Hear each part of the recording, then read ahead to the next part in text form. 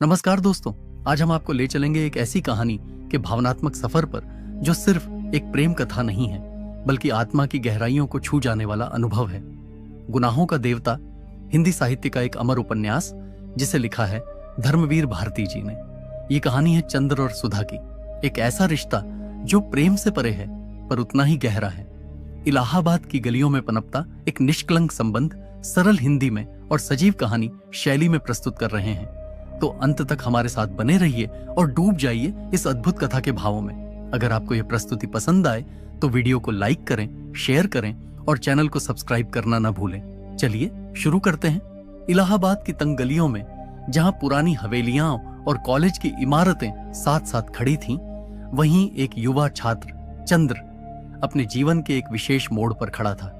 चंद्र एक गंभीर, विनम्र और संवेदनशील स्वभाव का युवक था जो अपनी पढ़ाई के साथ साथ भावनाओं के संसार में भी धीरे धीरे उतर रहा था। चंद्र का गहरा संबंध था प्रोफेसर डॉ शुक्ला से, जो उसे सिर्फ गुरु नहीं बल्कि एक संरक्षक की तरह मानते थे। वे उसे अपने घर आने जाने की पूरी आजादी देते थे। शुक्ला की बेटी सुधा उसी घर में चंद्र के जीवन की एक मधुर धुन बन चुकी थी। सुधा एक चुलबुली, नटखट और जीवंत युवती थी। वह हर वक्त हंसी ठिठोली में लगी रहती और चंद्र को छेड़कर खुश होती थी। सुधा और चंद्र का रिश्ता इतना सहज और पारदर्शी था कि कोई भी इसे प्रेम कहकर परिभाषित नहीं कर सकता था। फिर भी उनके बीच एक गहरा भावनात्मक बंधन था। वसंत के मौसम में जब हवा आम के बौरों की खुशबू से महक रही थी, तब सुधा और चंद्र घंटों कॉलेज की सीढ़ियों या छत पर बैठकर बातें करते, कभी कविता की पंक्तियां सुनाते, कभी समाज पर चर्चा करते, तो कभी बस यूं ही चुपचाप एक दूसरे की मौजूदगी को महसूस करते। इन मुलाकातों में कोई छल नहीं था, कोई आकांक्षा नहीं थी, सिर्फ आत्मिक निकटता थी। चंद्र को अक्सर यह महसूस होता कि सुधा सिर्फ एक लड़की नहीं है, बल्कि एक विचार है, एक ऐसा भाव जो जीवन को मधुर बनाता है पर उसे बांधता नहीं। वह सुधा की हर बात में सौंदर्य देखता, हर हंसी में अपनापन, पर वह स्वयं को यह विश्वास दिलाता कि यह प्रेम नहीं, सिर्फ मित्रता है, एक गहरी आत्मीयता। सुधा के लिए चंद्र एक ऐसा मित्र था जिससे वह बिना झिझक कुछ भी कह सकती थी। वह उससे कहती, अगर मुझे शादी करनी है तो तुमसे पूछ कर ही करूंगी। चंद्र हंस देता और बात को टाल देता, पर कहीं ना कहीं उसके मन में एक हलचल सी होने लगती। घर में सुधा के विवाह की बातें चलने लगीं। रिश्तेदार आ जा रहे थे, रिश्ते आ रहे थे, पर सुधा सबको इनकार कर देती। डॉक्टर शुक्ला समझते थे कि उनकी बेटी स्वतंत्र सोच की है और वे उसके निर्णय का आदर करते थे, पर एक पिता की चिंता उन्हें धीरे धीरे अंदर से घून की तरह कुतरने लगी। चंद्र इस पूरे माहौल में एक असमंजस की स्थिति में था। वह चाहता था कि सुधा खुश रहे, पर जब जब वह किसी और के साथ शादी की बात करती, उसके भीतर कुछ टूटता सा लगता। एक दिन सुधा ने पूछा, अगर मैं किसी से शादी कर लूं तो क्या तुम मुझसे मिलते रहोगे? चंद्र हंसते हुए बोला, क्यों नहीं, मैं तुम्हारा दोस्त हूं, हमेशा रहूंगा। पर उस दिन पहली बार चंद्र के भीतर कोई दर्द उभरा जिसे वह शब्द नहीं दे पाया। सुधा भी शायद इस भाव को समझ रही थी, पर वह इसे पहचान नहीं पा रही थी।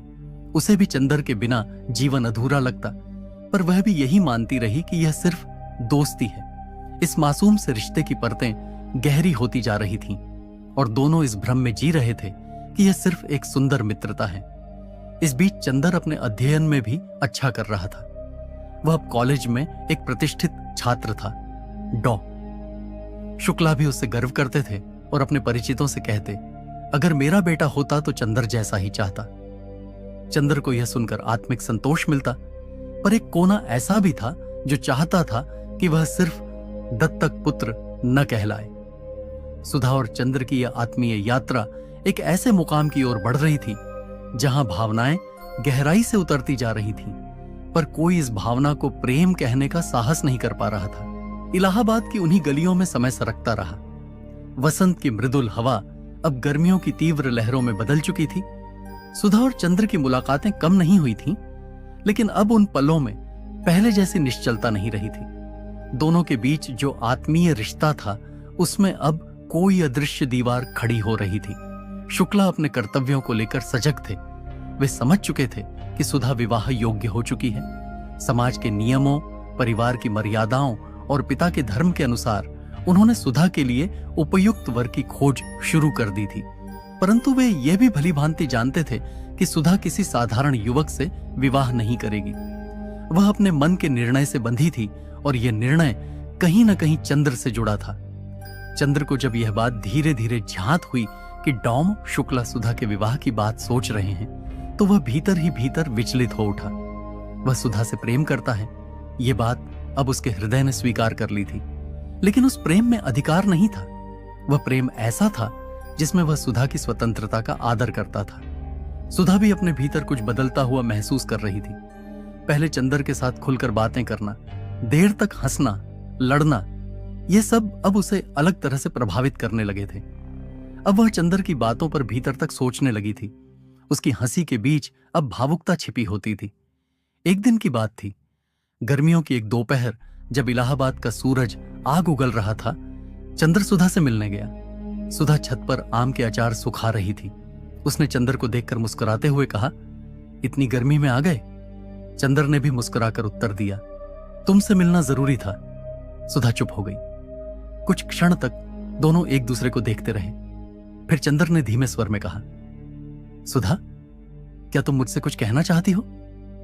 सुधा ने अपनी नजरों को चुपचाप नीचे कर लिया और बोली, कई बातें हैं लेकिन कह नहीं पाती।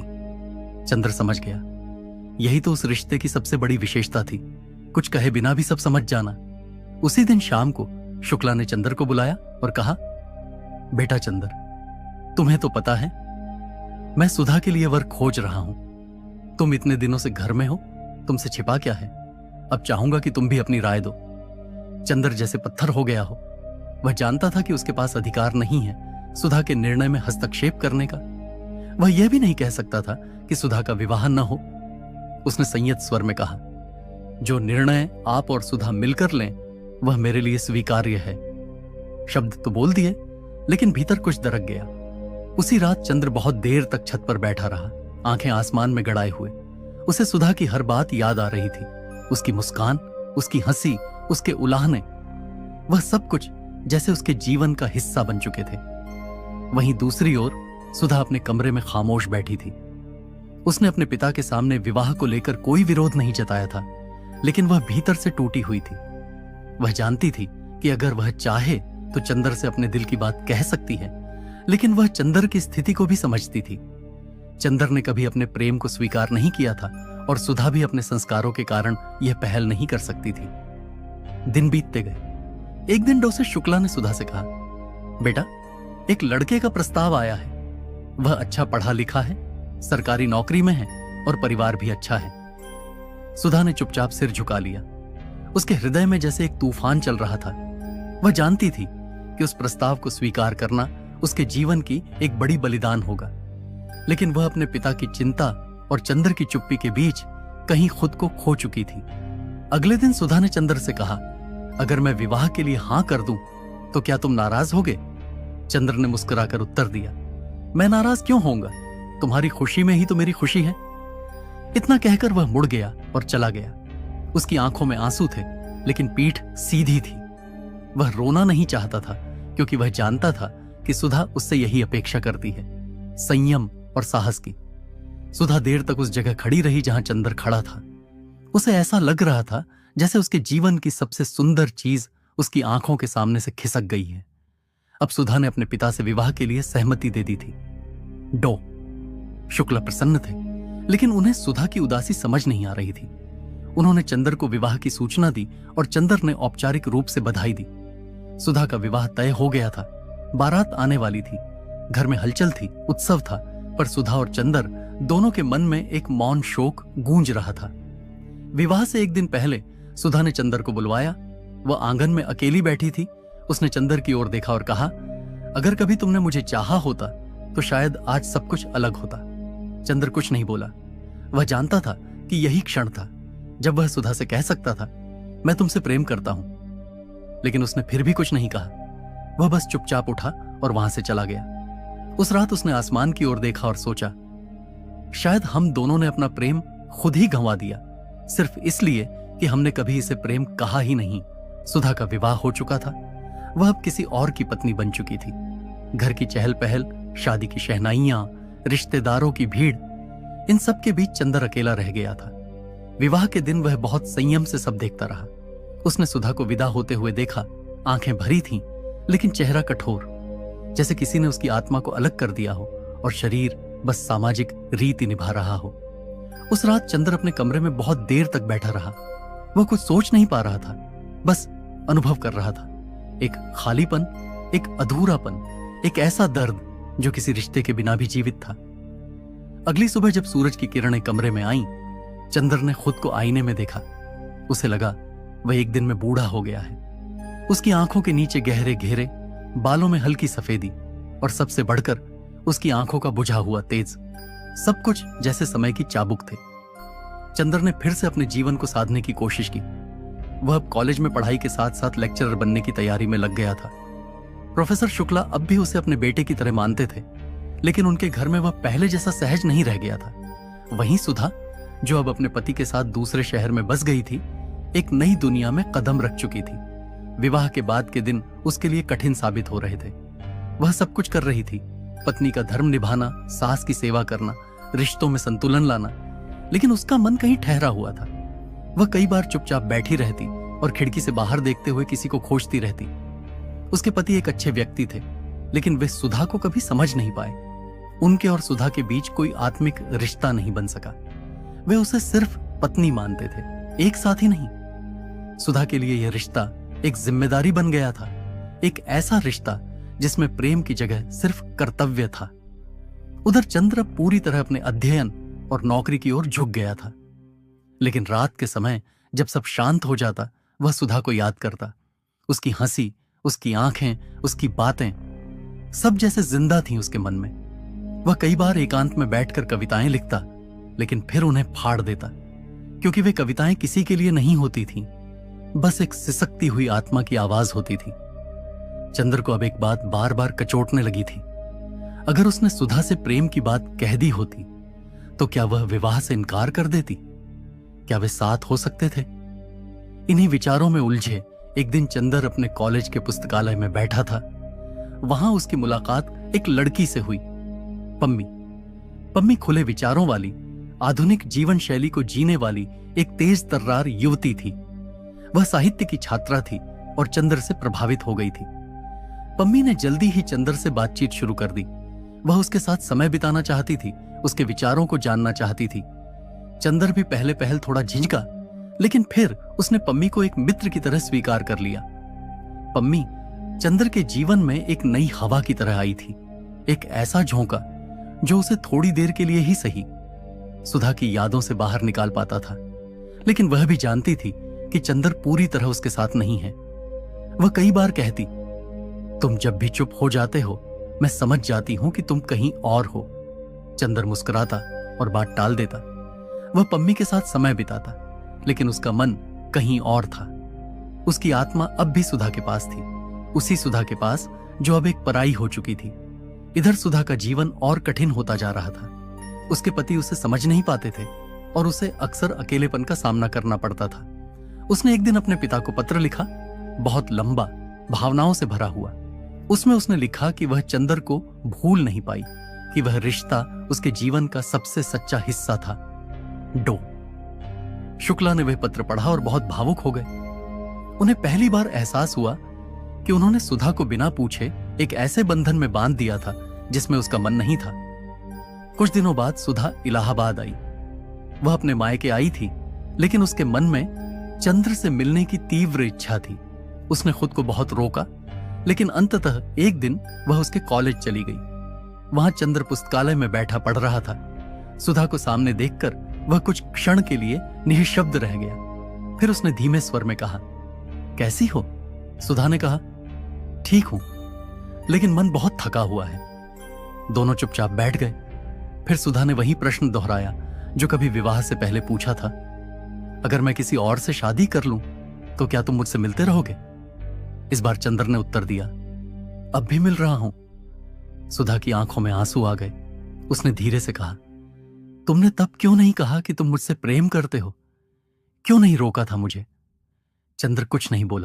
सुधा वापस इलाहाबाद आ गई थी, लेकिन यह वापसी सिर्फ एक यात्रा नहीं थी, यह एक अनकहा पुकार थी, एक अधूरे रिश्ते को अंतिम बार छू लेने की कोशिश। उसके भीतर वर्षों से दबे प्रेम का ज्वार अब बहने को आतुर था। और उधर चंद्र, वह पहले ही अपनी आत्मा को खो चुका था। सुधा का लौट आना उसे कुछ नहीं, सब कुछ दे रहा था। एक दिन सुधा डॉ शुक्ला के घर में बैठी थी। खिड़की के बाहर हवा में पतझड़ की उदासी थी। वह बार बार खिड़की से बाहर देखती, जैसे कोई आने वाला हो। तभी दरवाजे की आहट हुई। चंद्र भीतर आया। उसके चेहरे पर आश्चर्य और संकोच का मिश्रण था। सुधा मुस्कुराई। बैठो, क्या तुम सोच रहे थे कि मैं कभी लौटूंगी नहीं? चंद्र चुप रहा। कुछ देर के बाद सुधा ने कहा, चंद्र, मैंने जीवन में बहुत कुछ झेला है, लेकिन सबसे बड़ा दुख यह है कि तुमने मुझसे कभी प्रेम की बात नहीं कही। अगर तुम कहते तो शायद सब कुछ बदल सकता था। चंद्र ने बहुत धीमे स्वर में उत्तर दिया, शब्दों की जरूरत ही नहीं थी सुधा। प्रेम तो मौन की भाषा जानता है। मौन की भाषा? सुधा ने ठंडी मुस्कान दी। लेकिन समाज, रिश्ते, विवाह, ये सब मौन को नहीं समझते चंद्र। इन्हें शब्द चाहिए। उस दिन की मुलाकात में सुधा और चंद्र ने जीवन के सारे बिखरे पन्ने एक एक कर पलटे। सुधा ने स्वीकार किया कि उसने कभी अपने पति को दिल से अपनाया ही नहीं। उसका प्रेम तो बस एक बार हुआ था, जिसे कभी कहा नहीं गया। चंद्र ने भी माना कि उसकी चुप्पी ही उनकी सबसे बड़ी दूरी बन गई। उसने कहा, मैं हमेशा चाहता था कि तुम खुश रहो, इसलिए कभी खुद को तुम्हारे सामने नहीं रखा। सुधा बोली, और मैं सोचती रही कि तुम मुझे अपनाओगे, बुलाओगे, रोकोगे, लेकिन तुम बस त्याग करते गए। उस शाम दोनों ने एक साथ चाय पी। खामोशी अब बोझ नहीं लग रही थी। दोनों की आंखों में आंसू थे, लेकिन उनमें राहत थी। जैसे वर्षों से बंद पड़ा कोई दरवाजा अचानक खुल गया हो। लेकिन सुधा जानती थी कि अब वह यहां टिक नहीं सकती। वह एक बंधन में बंधी थी, कानूनी, सामाजिक और नैतिक। उसने चंद्र से कहा, मैं हमेशा तुम्हारे साथ रहना चाहती थी, लेकिन अब यह संभव नहीं है। मैं अब भी चाहती हूं कि तुम जीवन में आगे बढ़ो, किसी को अपना बनाओ, प्रेम को फिर से जियो, उसे अधूरा मत छोड़ो। चंद्र ने कुछ नहीं कहा, पर उसके चेहरे पर दर्द की लहर साफ थी। इस बीच पम्मी अब भी चंद्र से जुड़ी हुई थी। उसे चंद्र से गहरा लगाव हो चला था, लेकिन वह जानती थी कि चंद्र की आत्मा किसी और के पास है। वह कई बार कहती, तुम मेरे साथ होते हुए भी नहीं होते। चंद्र पम्मी के साथ समय बिताता था, लेकिन वह रिश्ता एक थकी हुई कोशिश था जो उसे अपने दर्द से निकाल सके। वह जानता था कि सुधा के अलावा किसी और से सच्चा प्रेम नहीं कर सकता। एक दिन सुधा ने चंद्र को फिर बुलाया। यह उनकी अंतिम भेंट थी। यह जानकर भी वे दोनों मिले। सुधा ने कहा, चंद्र, क्या तुम मुझे एक बार गले लगा सकते हो? चंद्र कुछ पल तक देखता रहा, फिर बहुत धीरे से सुधा को अपने बाहुपाश में भर लिया। वर्षों का प्रेम, पीड़ा और त्याग उस आलिंगन में समा गए। उसके बाद सुधा चली गई। इस बार वह लौटने नहीं आई। चंद्र अकेला रह गया, लेकिन वह अब पहले जैसा नहीं था। अब उसके भीतर एक सच्चाई थी। वह जानता था कि उसने प्रेम किया था, बहुत गहराई से, और वह प्रेम अधूरा ही सही, लेकिन पवित्र था। पम्मी ने चंद्र को समझाया, तुम्हारा प्रेम तुम्हें महान बनाता है, लेकिन अधूरा प्रेम आदमी को तोड़ देता है। क्या तुम टूटना चाहते हो चंद्र? चंद्र ने कहा, नहीं, लेकिन मैं सुधा के बिना पूरा भी नहीं हो सकता। पम्मी अब धीरे धीरे चंद्र से दूर होने लगी। उसने समझ लिया था कि वह कभी उस जगह नहीं ले सकती जो सुधा की थी। इस तरह चंद्र के जीवन में एक सन्नाटा बस गया, एक मौन यात्रा जो प्रेम से शुरू हुई थी, त्याग पर आकर ठहर गई थी और अब बस स्मृति बनकर उसकी आत्मा में गूंज रही थी। सुधा की अंतिम विदाई के बाद चंद्र का जीवन जैसे किसी और धरातल पर जा पहुंचा। अब वह सिर्फ जी रहा था, न हंसी थी न आंसू, जैसे सब कुछ भीतर जल चुका हो और अब सिर्फ राख बची हो। वह रोज सुबह उठता, किताबें खोलता, कॉलेज जाता, छात्रों को पढ़ाता और फिर वापस आकर अपने कमरे में चुप बैठा रहता। उसके भीतर अब कोई गूंज नहीं बची थी, बस एक स्मृति थी जो दिन रात उसकी आत्मा पर दस्तक देती रहती। इसी बीच चंद्र ने एक बड़ा निर्णय लिया। उसने इलाहाबाद छोड़ने का निश्चय कर लिया। उसे लगा, अगर वह इस शहर से दूर चला गया तो शायद वह उन स्मृतियों से भी थोड़ा मुक्त हो पाएगा जो हर मोड़, हर गली, हर पेड़ और हर हवा के झोंके में बस चुकी थी। चंद्र ने प्रोफेसर शुक्ला से बात की। जब उन्होंने सुना कि चंद्र नौकरी के सिलसिले में शहर छोड़ रहा है तो वे कुछ देर चुप रहे। फिर बोले, बेटा, जीवन बहुत बड़ा है, कोई एक रिश्ता उसका अंत नहीं होता। चंद्र ने सिर्फ सिर झुका लिया। वह जानता था कि यह बात कहनी आसान है, पर उस पर अमल करना कितना कठिन। नई जगह, नया शहर, नया माहौल। चंद्र ने एक कॉलेज में व्याख्याता की नौकरी ज्वाइन कर ली। वह अपने विषय में प्रवीण था, छात्र उसे पसंद करने लगे, लेकिन उनके बीच भी वह अलग ही रहता, न ज्यादा घुलता न मिलता। उसे अब किसी से कोई अपेक्षा नहीं थी। वहीं पम्मी, जो चंद्र से भावनात्मक रूप से जुड़ गई थी, अब उससे दूर हो गई थी। वह जान चुकी थी कि चंद्र का मन किसी और की स्मृति में बसा है और वह स्मृति मिटाई नहीं जा सकती। पम्मी ने चंद्र को पत्र लिखा, मैं जानती हूं कि तुम मुझे कभी प्रेम नहीं कर सकते और मैं खुद को तुम्हारे जीवन पर बोझ नहीं बनाना चाहती, पर एक बात कहूं, अगर कभी तुम्हें लगे कि तुम फिर से प्रेम कर सकते हो तो खुद को मत रोकना। चंद्र ने वह पत्र कई बार पढ़ा, फिर उसे चुपचाप एक किताब में रख दिया, क्योंकि जवाब देने को उसके पास कुछ नहीं था। नई जगह पर रहते हुए चंद्र को लगता था कि समय उसके घाव भर देगा, पर घाव नहीं भरते, बस उनकी आदत हो जाती है। अब उसे अपनी पीड़ा से लगाव हो गया था। वह उस दुख को छोड़ना नहीं चाहता था, क्योंकि उसी में सुधा की स्मृति थी। इस नए शहर में उसकी मुलाकात एक वृद्ध प्रोफेसर से हुई, जिनका नाम था श्री वर्मा। वर्मा जी बहुत अनुभवी और संवेदनशील व्यक्ति थे। उन्होंने चंद्र की आंखों की उदासी को तुरंत पहचान लिया। एक दिन उन्होंने चंद्र से कहा, बेटा, तुम्हारी आंखें बहुत कुछ कहती हैं, क्या तुम उन्हें कभी शब्द दोगे? चंद्र चौंका। वर्षों से किसी ने उससे इस तरह बात नहीं की थी। उसने मुस्कुराकर कहा, शब्दों ने ही तो सब बिगाड़ा है वर्मा जी। जब मौन में प्रेम था तब वह जीवित था, जब शब्दों ने उसे छुआ वह मर गया। वर्मा जी गहरे सोच में पड़ गए, फिर बोले, पर बेटा, जीवन मौन में नहीं चलता, उसे दिशा देने के लिए शब्द जरूरी होते हैं। इन बातों ने चंद्र को अंदर तक झकझोर दिया। वह रात भर सोचता रहा, क्या सच में वह मौन को पकड़े बैठा था? क्या सुधा की स्मृति उसके जीवन का भार बन चुकी थी? फिर एक दिन उसे सुधा का पत्र मिला। यह पत्र उसके पुराने पते पर आया था और किसी जान पहचान वाले ने उसे नए पते पर भेजा था। पत्र में लिखा था, प्रिय चंद्र, जब भी तुम्हें सोचती हूं एक मीठी वेदना दिल को भर देती है। तुम्हारा मौन अब भी मेरे जीवन में गूंजता है। मुझे नहीं पता तुम अब कहां हो, किस हाल में हो, पर मैं जानती हूं कि तुम वही हो जो हमेशा अपने दर्द को मुस्कान में बदलता रहा। मैं अब मां बन चुकी हूं। एक बेटी है मेरी, छोटी सुधा। जब वह हंसती है तो मुझे तुम्हारी हंसी याद आती है। मैंने जीवन में बहुत कुछ खोया, बहुत कुछ पाया, पर एक चीज अब भी वैसी ही है, तुम्हारी स्मृति। तुम खुश रहो, सुधा। चंद्र ने पत्र पढ़ा और बहुत देर तक उसे सीने से लगाए रखा। आंखों से आंसू बह निकले, लेकिन मन में एक अजीब सी शांति भी थी। वह जानता था कि सुधा अब भी उसे याद करती है, पर अब वह स्मृति बन चुकी है, जिसे जीवित रखा जा सकता है, लेकिन फिर से जिया नहीं जा सकता। उस दिन चंद्र ने पहली बार एक कविता लिखी, सुधा के लिए।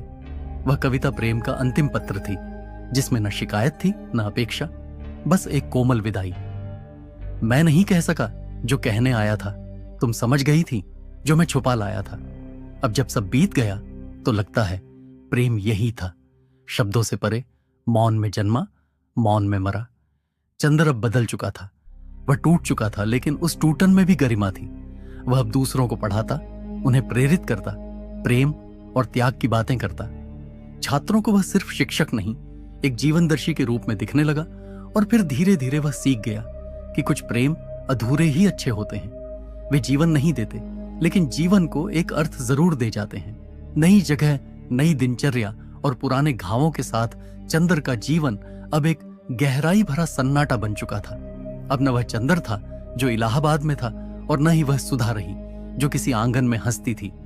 लेकिन चंद्र का यह सन्नाटा सिर्फ चुप्पी नहीं था, यह एक साधना थी जिसमें वह अपने प्रेम को, अपनी विफलता को और जीवन के सत्य को समझने लगा था। उस कॉलेज में एक और व्याख्याता थी, बिनती। वह शांत, संवेदनशील और विचारशील युवती थी। चंद्र और बिनती के बीच शुरू में औपचारिक बातचीत होती थी, लेकिन समय के साथ बिनती ने चंद्र की उदासी को महसूस किया और उसकी ओर एक सहज आकर्षण अनुभव किया। बिनती ने कई बार चंद्र से धीरे धीरे बात करने की कोशिश की। वह उससे जीवन, किताबें और समाज पर बात करती थी। और चंद्र को भी यह महसूस होने लगा कि इस स्त्री में एक गहराई है जो शोर से दूर है और शायद उसकी मौन यात्रा को समझ सकती है। एक शाम दोनों स्टाफ रूम में बैठे हुए चाय पी रहे थे। बिनती ने पूछा, चंद्र जी, क्या प्रेम की असफलता मनुष्य को नष्ट कर देती है? चंद्र ने थोड़ी देर सोचा, फिर बहुत शांत स्वर में बोला, नहीं, प्रेम की असफलता हमें नष्ट नहीं करती। वह हमें सिखाती है कि जीवन में हर सुंदर चीज को पाना जरूरी नहीं। कुछ चीजें सिर्फ जीने के लिए होती हैं, पाने के लिए नहीं। बिनती ने सिर हिलाया, पर उसकी आंखों में एक जिज्ञासा थी। उसने फिर पूछा, आपने कभी प्रेम किया था? चंद्र मुस्कुराया, लेकिन वह मुस्कान पीड़ा से भरी थी। उसने कहा, प्रेम किया नहीं जाता, हो जाता है, और जब हो जाता है तो फिर वह कहीं नहीं जाता। बस वह हमारे भीतर गूंजता रहता है सारी उम्र। इस बातचीत ने बिनती को और करीब ला दिया चंद्र के। उसने महसूस किया कि चंद्र के भीतर एक अथाह प्रेम है जो टूटने के बाद भी पवित्र है। बिनती अब धीरे धीरे उसके करीब आना चाहती थी, ना किसी स्वार्थ से, ना किसी अधिकार से, बस एक मनुष्य के रूप में जो एक दूसरे को समझे। उधर चंद्र भी अब अपने घावों के साथ जीना सीख रहा था। सुधा की स्मृति अब उसकी कमजोरी नहीं रही, बल्कि एक आंतरिक शक्ति बन चुकी थी। वह अब सुधा को पाने की इच्छा नहीं करता था, लेकिन उसकी याद को अपने जीवन की प्रेरणा मानता था। एक दिन कॉलेज में सांस्कृतिक कार्यक्रम था। चंद्र को छात्रों ने कविता पाठ के लिए आमंत्रित किया। उसने मंच पर आकर पहली बार किसी सार्वजनिक मंच से अपनी वह कविता पढ़ी जो उसने सुधा के लिए लिखी थी। पूरी सभा शांत हो गई थी। कविता समाप्त होते ही तालियों की गूंज उठी, लेकिन चंद्र की आंखें नमी से भर आईं। कार्यक्रम के बाद बिनती उसके पास आई और बोली, आपने जो कविता सुनाई वह सिर्फ कविता नहीं थी, वह आत्मा की आवाज थी। चंद्र ने धन्यवाद कहा, लेकिन कुछ और नहीं कहा। अब वह बहुत सोच समझकर ही बोलता था। दिन बीतते गए। अब चंद्र के जीवन में थोड़ा प्रकाश आने लगा था। वह छात्रों में लोकप्रिय हो गया था। उसके व्याख्यानों में जीवन दर्शन होता था, प्रेम की पीड़ा होती थी और सबसे अधिक आत्मा की पुकार होती थी। उसी दौरान सुधा का दूसरा पत्र आया। इस बार पत्र छोटा था, लेकिन बेहद गहन। चंद्र, इस बार पत्र लिखते हुए मैं रो नहीं रही। मैंने तुम्हें स्वीकार कर लिया है अपने जीवन की सबसे सच्ची अनुभूति के रूप में। मेरी बेटी अब बड़ी हो रही है। वह जब जीवन की बातें पूछती है तो मैं तुम्हें याद करती हूं। शायद हम दो शरीरों में अलग हो गए हों, लेकिन आत्माएं कभी नहीं बिछड़ती।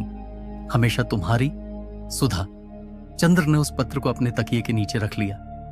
वह रात भर जागता रहा और उसे लगा जैसे वह पहली बार सुधा से पूरी तरह विदा ले पा रहा है, सम्मान से, प्रेम से, बिना किसी शिकायत के। अब बिनती ने चंद्र से एक और बात पूछी, क्या आप आगे बढ़ना चाहेंगे? चंद्र ने कहा, बढ़ना चाहता हूं, लेकिन पीछे कुछ छोड़ने को तैयार नहीं हूं। बिनती मुस्कुराई, आप जो पीछे रखे हुए हैं वो आपकी कमजोरी नहीं, आपकी ताकत है, और मैं चाहती हूं कि आप अपने साथ साथ मुझे भी उस ताकत का हिस्सा बनाएं। इस प्रस्ताव में प्रेम था, पर अपेक्षा नहीं थी। चंद्र के जीवन में यह पहली बार था जब कोई प्रेम बिना अधिकार के आया था। अब चंद्र के पास एक विकल्प था, वह प्रेम जिसे उसने खो दिया, और एक संबंध जो उसके जीवन में नए अर्थ के साथ आ रहा था। चंद्र ने फैसला नहीं किया, लेकिन पहली बार उसके मन में कोई निर्णय उगने लगा था। वह सोचने लगा था, शायद जीवन यही नहीं रुकता। शायद जीवन में प्रेम का एक और रूप होता है जो सिर्फ पाने के लिए नहीं होता, समझने और साथ चलने के लिए होता है। चंद्र अब अपने जीवन के उस मोड़ पर था जहां वह न पीछे लौट सकता था, न आगे बढ़ने की जल्दबाजी कर सकता था।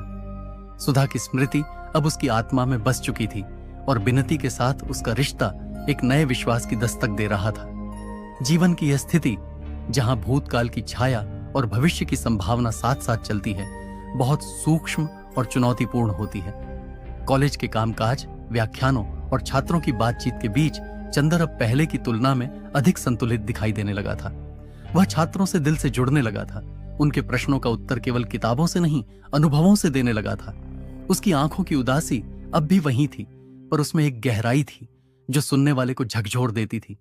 इसी बीच बिनती का व्यवहार भी बदलने लगा।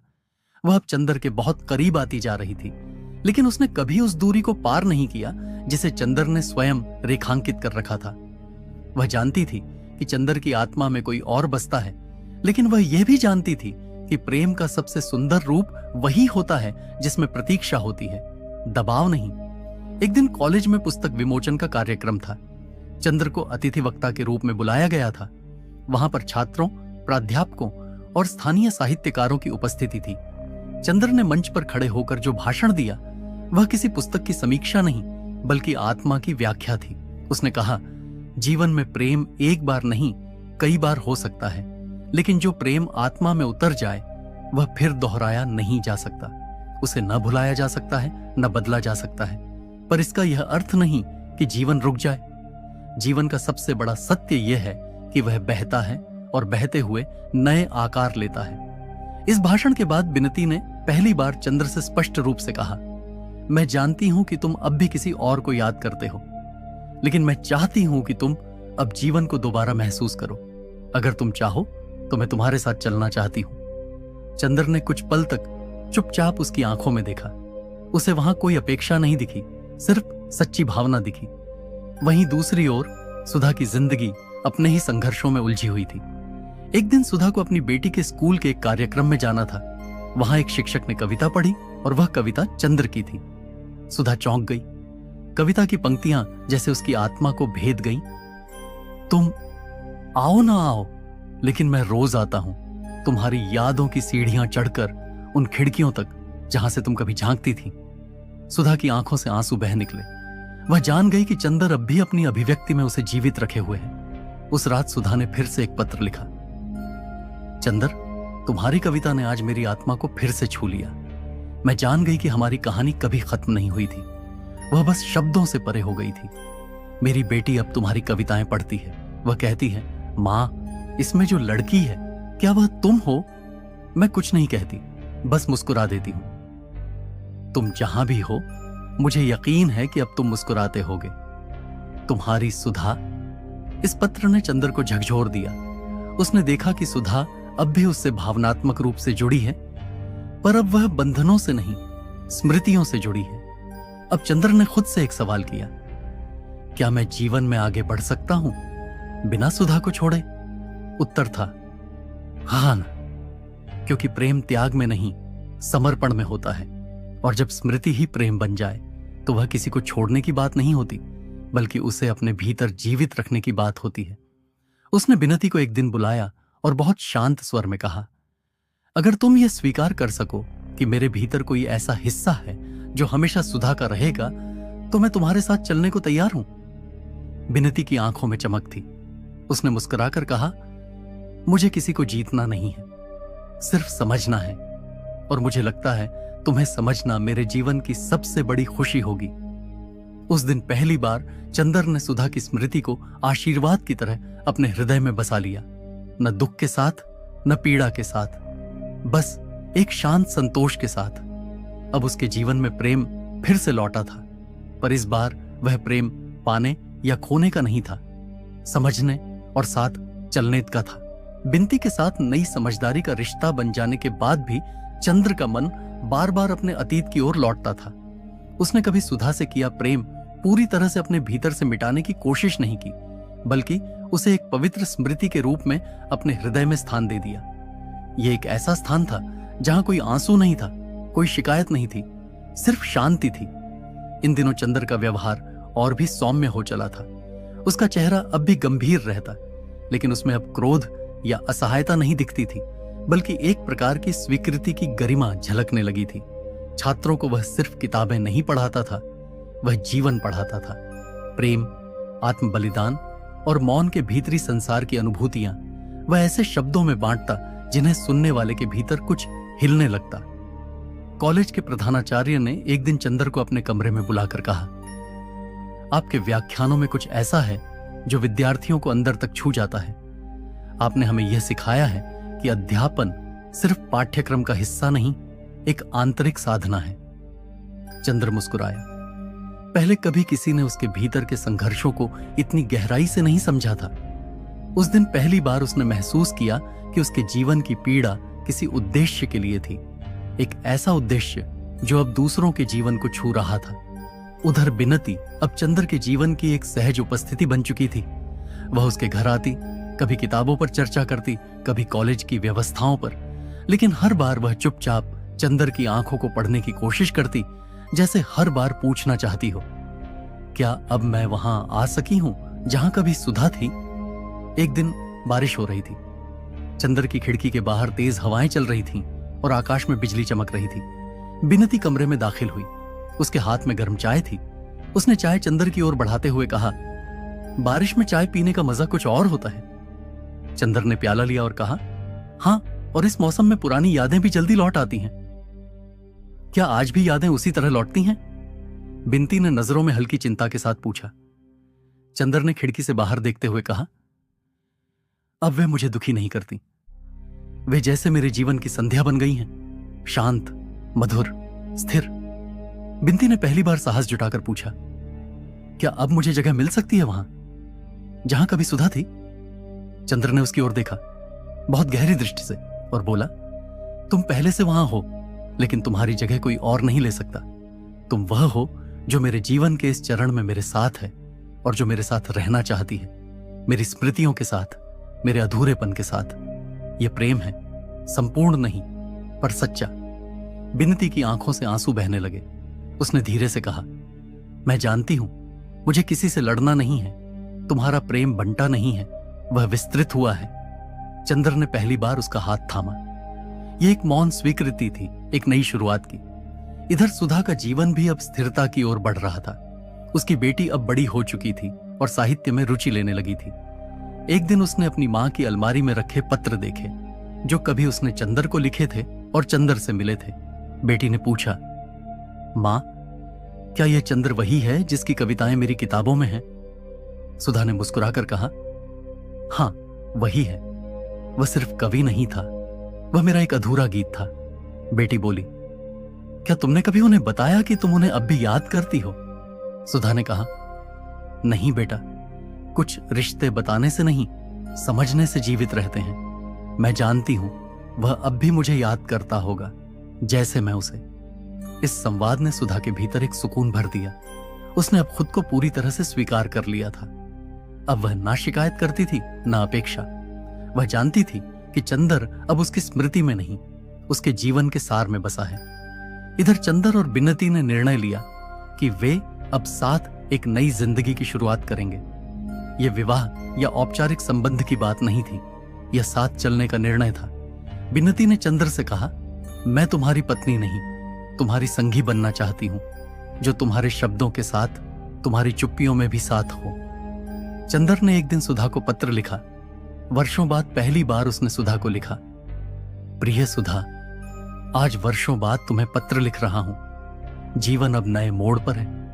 मैं तुम्हें नहीं भूला, लेकिन अब तुम्हारी स्मृति मेरे जीवन का दुख नहीं, शक्ति बन गई है।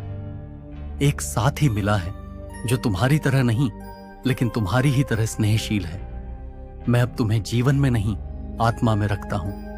धन्यवाद कि तुम मेरी आत्मा को प्रेम सिखा गई। तुम्हारा चंद्र पत्र भेजते वक्त उसकी आंखें नम थीं, लेकिन मन में गहरा शांति का भाव था। अब चंद्र का जीवन फिर से बहने लगा था। वह पहले जैसा नहीं था, लेकिन अधूरा भी नहीं था। अब वह जानता था कि अधूरा प्रेम भी पूर्ण हो सकता है, अगर वह आत्मा से जुड़ा हो। समय अपनी गति से बहता रहा। चंद्र और बिन्नती अब एक दूसरे के जीवन का हिस्सा बन चुके थे। न किसी सामाजिक औपचारिकता में बंधे, न किसी परंपरा की डोर से जकड़े। यह रिश्ता सहज था, ठोस था, और सबसे बड़ी बात, यह रिश्ता सच्चा था। चंद्र के लिए यह प्रेम का दूसरा चरण था, जिसमें न पहले जैसी व्याकुलता थी, न वह अनकही तड़प, बस एक समझ थी, एक अपनापन। चंद्र अब न केवल अपने छात्रों का प्रिय बन चुका था, बल्कि आसपास के लेखक, पत्रकार और बुद्धिजीवी वर्ग में भी उसका नाम सम्मान से लिया जाने लगा था। वह कॉलेज में अब विशेष व्याख्यान देने लगा था, प्रेम और जीवन पर आधारित, जिनमें वह अपने अनुभवों के निचोड़ को विचारों की भाषा देता था। एक दिन कॉलेज में प्रेम और समाज पर विशेष संगोष्ठी आयोजित हुई। चंद्र उसमें मुख्य वक्ता के रूप में बुलाया गया। जब मंच पर उसे बोलने के लिए आमंत्रित किया गया तो पूरा सभागार शांत हो गया। उसने अपनी धीमी, गंभीर आवाज में बोलना शुरू किया। प्रेम एक अनुभूति है जो समय से परे होती है। वह बंधता नहीं, पर उसे बांधने की कोशिश में हम उसे खो देते हैं। प्रेम में जो अधूरापन होता है, वही उसकी आत्मा होती है। क्योंकि जो प्रेम पूर्ण हो जाता है वह साधारण हो जाता है, और कभी कभी किसी को छोड़ना ही सबसे बड़ा प्रेम होता है, अगर वह छोड़ना उसे उड़ने की स्वतंत्रता देता हो। सभागार तालियों से गूंज उठा, लेकिन चंदर जानता था कि यह शब्द अपलॉज के लिए नहीं थे, यह उसकी आत्मा के भीतर से निकले सच थे। उस दिन के बाद चंदर को एक और निमंत्रण मिला, इलाहाबाद विश्वविद्यालय से, जहां कभी उसकी और सुधा की कहानी शुरू हुई थी। वहां के छात्रों और प्राध्यापकों ने विशेष कार्यक्रम में उसे आमंत्रित किया था।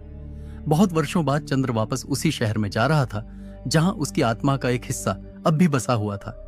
ट्रेन की खिड़की से बाहर झांकते हुए उसे सुधा की हंसी सुनाई दी। पुराने कॉलेज की सीढ़ियां, वह छत, वह आम का पेड़, सब उसकी आंखों में एक चलचित्र की तरह तैरने लगा। इलाहाबाद स्टेशन पर उतरते ही हवा ने उसका स्वागत किया। वही पुराना गंध, वही मिट्टी की खुशबू। विश्वविद्यालय पहुंचना उसके लिए एक यात्रा नहीं, एक पुनरागमन था। कार्यक्रम बहुत सुंदर था। वहां के विद्यार्थियों ने उसकी कविताओं पर नाट्य रूपांतरण प्रस्तुत किया था।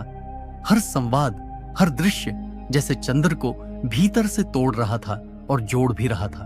कार्यक्रम के बाद एक महिला उसके पास आई, सफेद साड़ी में, शांत चेहरा, उम्र की छाया में ढंकी सुंदरता। वह सुधा थी। चंदर और सुधा कई वर्षों बाद आमने सामने खड़े थे। कुछ देर दोनों खामोश रहे।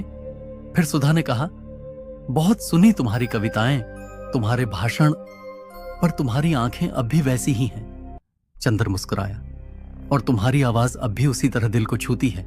दोनों पास के उद्यान में जाकर बैठ गए। पुराने दिनों की बातें होने लगीं, बिना किसी दर्द के, बिना किसी उलाहने के। अब दोनों ने अपने अपने जीवन को स्वीकार कर लिया था, और उस स्वीकृति में अब शांति थी। सुधा ने बताया कि उसकी बेटी अब विश्वविद्यालय में पढ़ा रही है, और उसने ही चंद्र के कार्यक्रम का आयोजन करवाया था।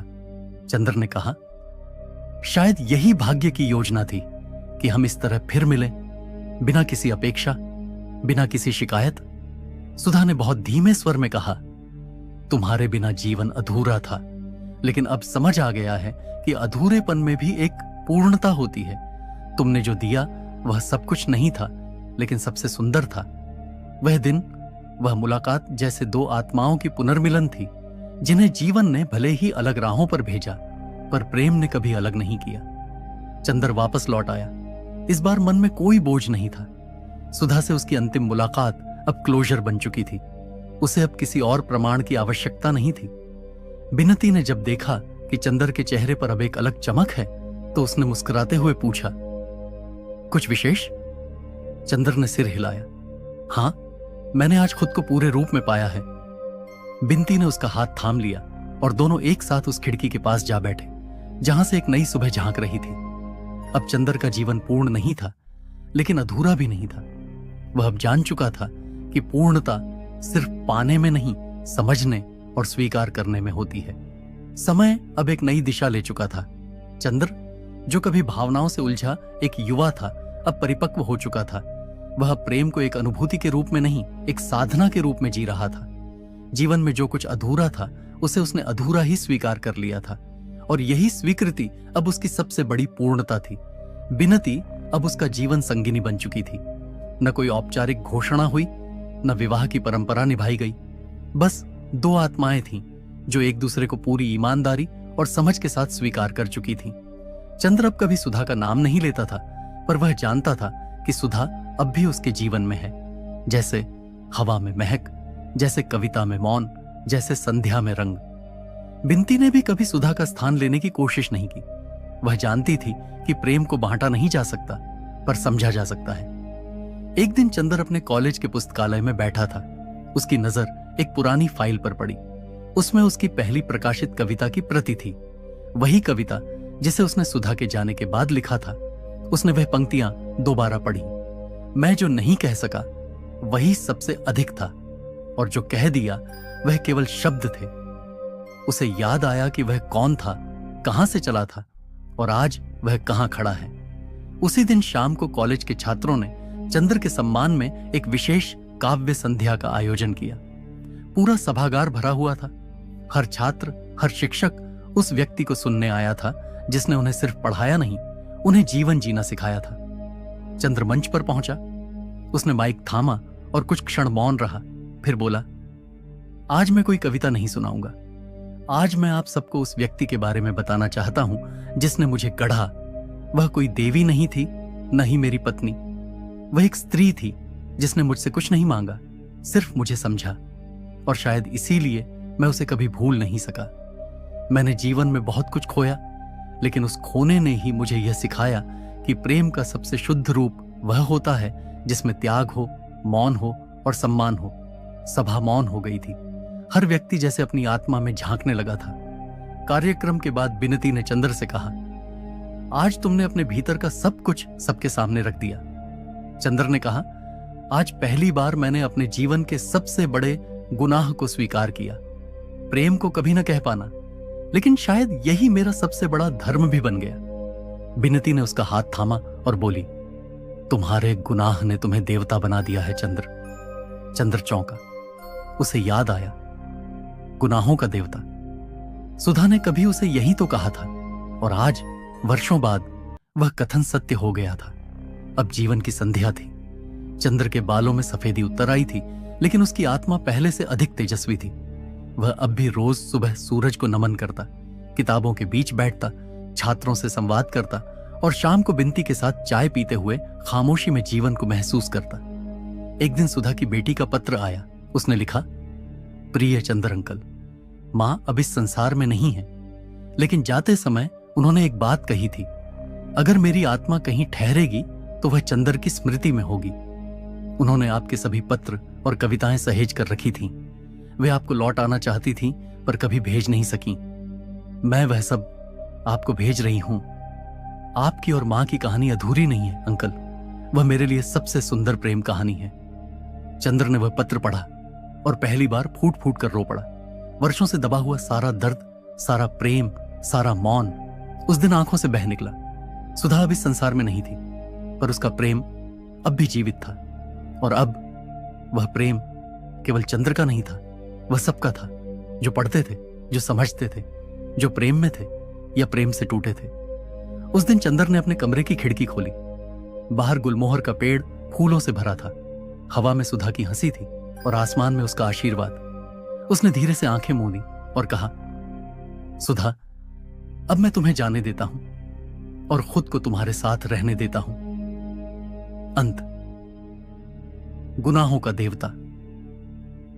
एक ऐसी कथा जो बताती है कि प्रेम हमेशा पाने में नहीं, बल्कि त्याग, मौन और आत्मीयता में भी संपूर्ण हो सकता है। क्या कभी आपने किसी को ऐसे ही प्रेम किया है, बिना कहे, बिना मांगे, बस समझकर?